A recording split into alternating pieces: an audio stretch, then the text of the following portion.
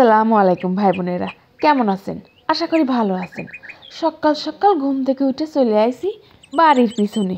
ও বাবা, এদিকে দেখি চারিদিকে কুয়াশায় ঘেরা, কিচ্ছু দেখা যাচ্ছে না। শীতের সকালে ঘুম থেকে উঠে এই রকম পরিবেশ দেখার মজাই আলাদা। যারা গ্রামে থাকে বিশেষ করে তারাই এটা দেখতে পায়। শহরে তো চার দেয়ালের মধ্যে বন্দি থাকতে হয়। ভাগ্যিস গ্রামে থাকি, না হলে এরকম দৃশ্য দেখার সুযোগই হতো না। যাই হোক, যে কাজে আসছিলাম বাড়ির পিছনে সেটা তুলে নেব। এই যে দেখেন, এইখান থেকে আমি বেশ করে মৌলবি কচুর ডাগর কেটে নেব। আজকে এই মৌলবি কচুর ডাগর দিয়ে দারুণ একটা রেসিপি আপনাদের সাথে শেয়ার করব। এই যে দেখেন, অনেকগুলা তুলে নিয়েছি, এতেই হয়ে যাবে। আবার এদিকে তাকিয়ে দেখি গাছে বেশ ভালোই বেগুন ধরেছে। এখান থেকে দুটো বেগুন ছিঁড়ে নেব। এই যে দেখেন, তুলে নিয়েছি। এবারে বাড়িতে চলে যাই।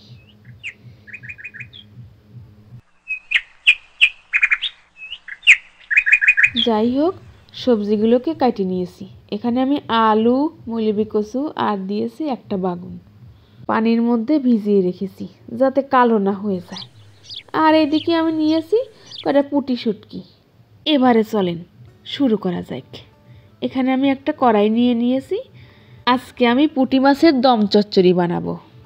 যারা শুটকি মাছ পছন্দ করেন না তারা এইভাবে রান্দি খায়া দেখতে পারেন, সেই স্বাদ লাগে। যাই হোক, এবার কড়াইয়ের মধ্যে আমি ধুয়ে রাখা সবজিগুলো দিয়ে দেব। আর দিয়ে দেব চেরা কাঁচা লঙ্কা, দিয়ে দেব মোটখানিক পেঁয়াজ কুচি। এবার এর মধ্যে দিয়ে দেব পেঁয়াজ রসুন আদা জিরে বাটা, আর দিয়ে দেব বেশ খানিকটা লঙ্কার গুঁড়ো, হালদির গুঁড়ি, ধনিয়ার গুঁড়ি, দিয়ে দেব বেশ খানিকটা লবণও। এবার সর্ষের তেল দিয়ে ভালো করে মাখিয়ে নেব।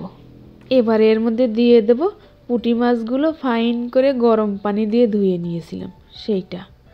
এবারে ফাইন করে মাখিয়ে নিতে হবে।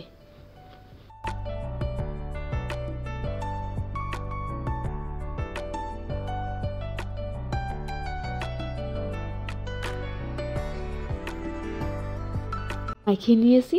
এবারে মশলা বাটা পানিটুক দিয়ে দেব, সাথে কিছু সাদা পানিও দিয়ে দেব। এবারে চুলায় তুলে দিতে হবে। চুলায় তুলে দিয়েছি।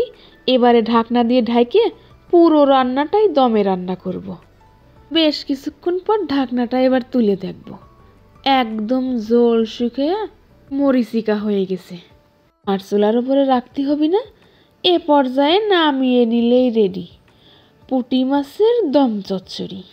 সাত সকালে এইরকম একটা রেসিপি হলে আর কি চাই। আজকের মতন এই পর্যন্তই থাক, আবার নতুন কোনো রেসিপি নিয়ে হাজির হব। ভালো থাকবেন ভাই বোনেরা, আল্লাহ হাফেজ।